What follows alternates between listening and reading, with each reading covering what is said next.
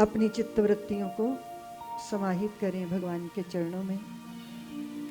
अपनी वाणी को पवित्र करें प्रभु का नाम लेकर। अपनी सांसों को सार्थक करें प्रभु के चरणों में समर्पित करके। अपनी चित्तवृत्तियों को सारे संसार से समेट कर लाएं और उस वृत्ति को राम रंग में रंगें। अपनी चित्त चेतना को पावन करने के लिए राम रस में डुबकी लगाएं। काया की पवित्रता, बुद्धि की स्थिरता, मन की धन्यता, हृदय का आनंद, समस्त सिद्धियां, जीवन का परम अभीष्ट सुख और श्रेष्ठ गति का एक ही आधार है और वो है भगवान के चरणों की शरण लेना, उनके नाम का आश्रय लेना। अजात पक्षा पक्षी जो नन्हा बच्चा होता है, जिसको पंख नहीं होते, जो उड़ नहीं सकता, जिसके माँ पिता चोगा चुगने गए हैं, सूर्य अस्ता चल को चले गए, आसमान में नीलिमा नहीं लालिमा आ गई, संध्या की वेला है, माँ पिता लौटे नहीं, नन्हा बालक व्याकुल है माँ पिता के लिए, उड़कर नहीं जा सकता, ढूंढ नहीं सकता, अन्वेषण नहीं कर सकता, लेकिन व्याकुलता से पुकार सकता है। जैसे वो बिना पंखों का पंछी अपने अभीष्ट के लिए व्याकुल होके पुकारता है। परदेश गए प्रियतम के लिए जैसे प्रेयसी प्रेमिका व्याकुल हो जाती है। संकटों से गिरे दूर कहीं पुत्र के समाचार पाकर जैसे माता का हृदय आकुल हो जाता है, ऐसी ही आकुलता और व्याकुलता से श्री हरि को, प्रभु को पुकारना। नाम जिसमें मेरी स्वयं चित्त की व्याकुलता वो धन्य करता है। और कभी कभी जब बहुत अंतःकरण मलिन होता है, समझ नहीं आता कि क्या किया जाए, मटमैले पानी से भरी हुई बाल्टी को अगर शुद्ध जल की धार के नीचे रख दिया जाए तो सारी मलिनता, सारा मटमैलापन बाहर चला जाता है और वो बाल्टी शुद्ध जल से भर जाती है। अपने अंतःकरण की पवित्रता का मात्र एक साधन नाम का प्रवाह, नाम की जलधार, उसमें तन्मय होना, उसमें रमना, उसमें स्वाद लेना, उसमें रस लेना। तो राम का नाम ही रस है। आप समस्त व्यंजन बना लीजिए, किंतु अगर उसमें नमक नहीं है तो फिर वो स्वादिष्ट नहीं लगते। और हम साधुओं के जगत में नमक को राम रस बोलते। पंगत जब बैठती है संतों की, भंडारा जब परोसा जाता है, नमक बांटने वाले बोलते हैं राम रस ले लो। मिर्च को बोलते हैं लंका, नमक को बोलते हैं राम रस, खीर को बोलते हैं पीतांबरी, तस्मई पीतांबरी बोलते हैं कड़ी को, और जल तो जल राम है ही है, रोटी तो रोटी राम है ही है। लेकिन नमक क्या है? राम रस। आपके पास समस्त आ जाएं विधाएं, अगर षट शास्त्री भी हैं आप, अगर 6 शास्त्र का ज्ञान है आपको, तो भी कुछ तो है कमी। षट शास्त्री है, तपस्वी है, ज्ञानी है, ज्ञान की भारी पोटली है,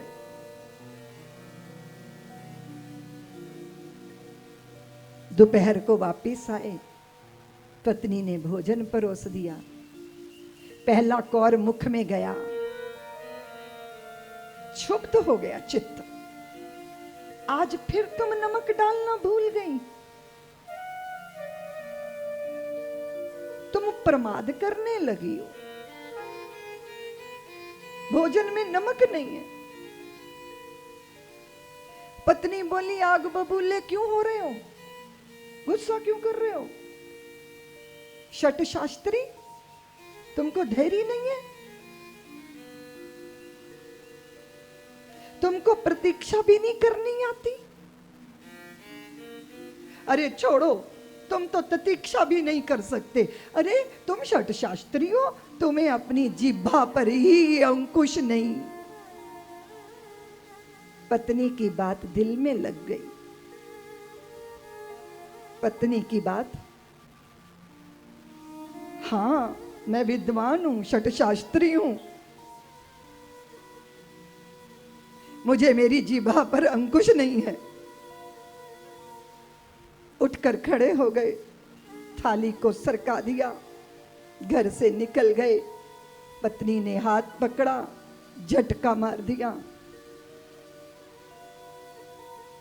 3 वर्ष तक घर छोड़ के भटकते रहे।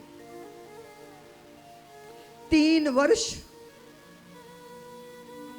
जंगल में झरझर झरझर झरझर झरना बह रहा है, हरितिमा है, जंगल है, अरण्य है, पशु पक्षियों की चहचहाट है, और एक बड़ी शिला पर ध्यानस्थ प्रयत्न कर रहा है, स्वयं को समझने का प्रयत्न कर रहा है। एक आभायुक्त ऐसा व्यक्तित्व सामने आकर खड़ा हुआ, जिसके पास आलोक ही आलोक है, प्रकाश ही प्रकाश है, आसमान तक छू रहा है। वो व्यक्तित्व आप कौन है? हाथ जोड़कर खड़ा हो गया, आप कौन हैं? उन्होंने कहा, मेरा परिचय क्यों पूछ रहे हो, आप बताओ आप कौन हो?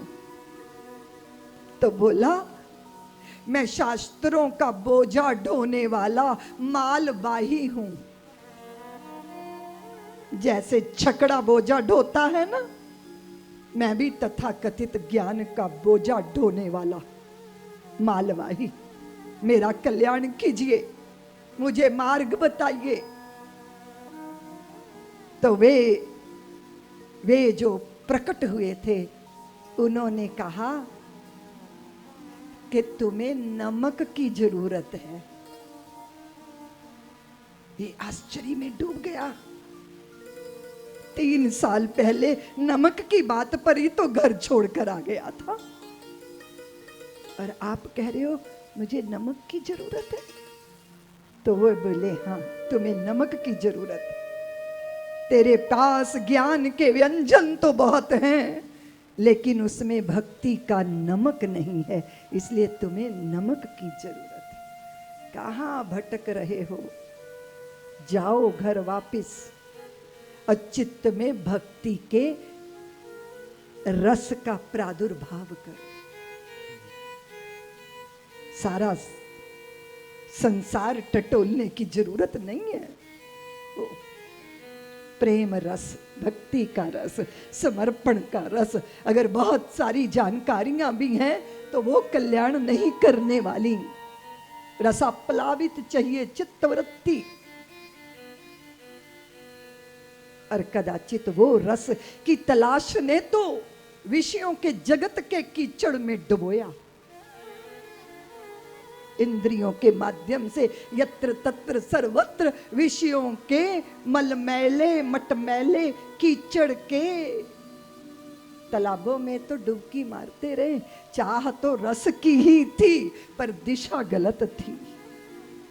और दिशा क्या है? महारस। रसो वही साह, परमात्मा रस स्वरूप है। चलो उस रस की ओर चलो।